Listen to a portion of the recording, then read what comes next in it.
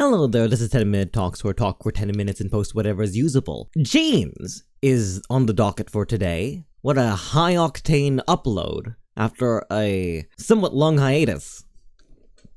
Jeans. I was putting on a pair of jeans the other day, and I noted how, despite being pristine and brand new, there was already wear in the ankle and the knee. It put me into a rabbit hole, so pardon my ramble. I like to think you're here for my ramble anyway, but pardon even still, take a seat. I was thinking about how jeans started out as workwear, right? The denim is a hardy, very tough fabric, one that is suitable for overalls, for jackets, for all the like. It is resistant to general cold, it keeps heat very well. It's a very utilitarian garment. More so than, say, a dress, or say, a tunic, or any sort of tight linen and such. I think about that, and I think about the symbol of a jean, right? I think of what it was initially, and how far it's come from that initial conception of basic workwear. It started being a piece of clothing for the masses, and in its use, in its distress, has become a fashion statement. Nowadays, we buy jeans completely new, with injury, with problem, with tear and rip, as though that is what is cool and what is nice. And I think to why? I like my things pristine. It hurts to see wear come on something that I really much enjoy. Especially since I've been getting into tarot recently. I was having an argument with another tarot friend on whether or not you should be able to cut or otherwise trim the sides to fit your hands. Your things should work for you, not otherwise. Not to mention I have white jeans that I don't want to get absolutely destroyed or messed up. Every time any kind of off-color liquid falls onto it, I spend an entire afternoon trying to scrub it out.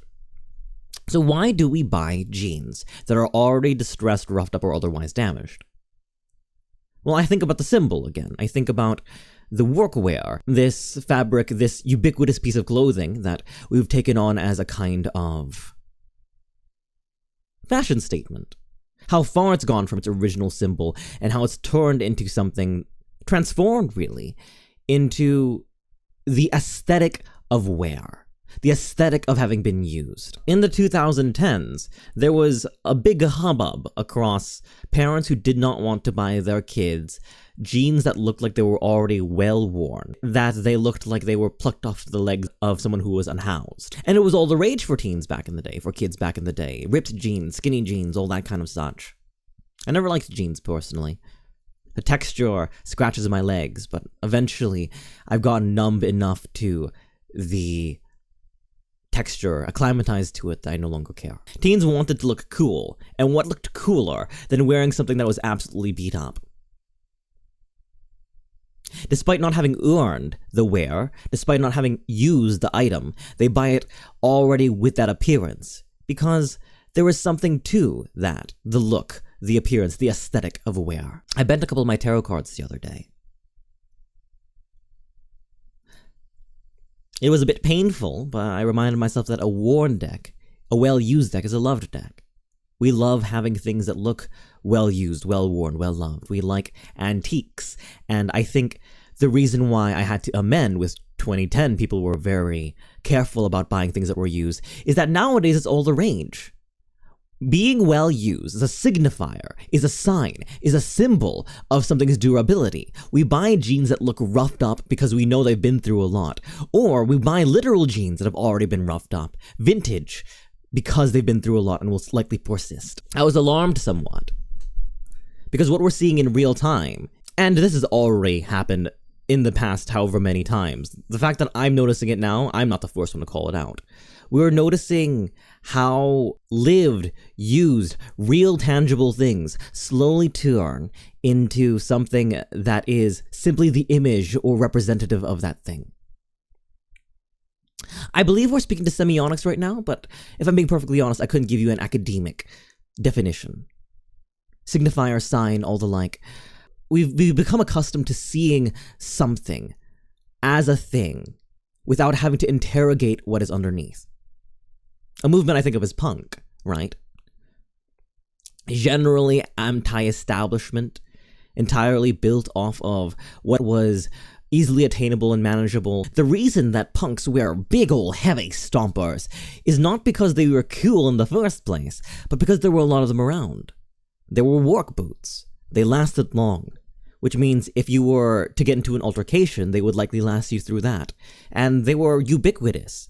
After a bunch of good boots left the feet of working men, they'd end up in thrift shops or stores, or maybe stolen from their parents. And with the decline of previously reputable brands, especially workwear brands, who are known for their toughness, slowly falling apart, or being made with pleather instead, or vegan leather perhaps, designed to appeal to punks, we have outlets such as Hot Topic, which are built toward selling the image of punk, selling the image of worn and torn up and DIY and homemade, with a whole bunch of chains and a whole bunch of belts and a whole bunch of pockets. Ignoring where it came from, ignoring that in conceit, this fashion was built off of a culture entirely meant to sever itself from corporation and from commodification of oneself and one's wear. Because punk got cool, punk got commercialized. As is with distressed jeans, as is with so many a thing. And I just thought it was interesting. That was just my shower thought writ long. Eventually, we parrot, we telephone these thoughts, these ideas, these images until they no longer mean what they do. I can think of several other things for that, not just jeans. How many times have you heard someone say something that you are intimately familiar with, believe in, are very, very careful of, and you look at them and go, that's not what that is.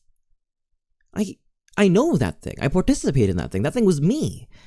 And they have this caricature built around however many permutations of the same sign, a Xerox of a Xerox, a photocopy of a photocopy.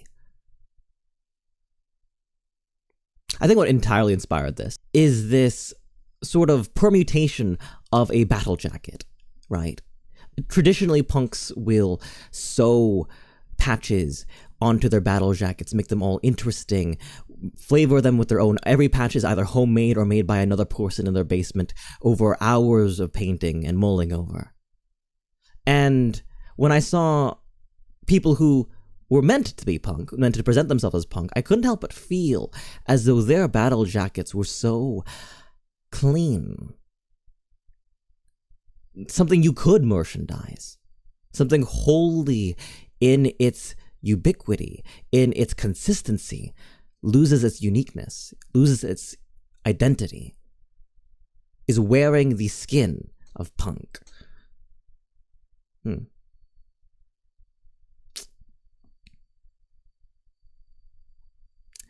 Ding, ding, ding, 10 minutes.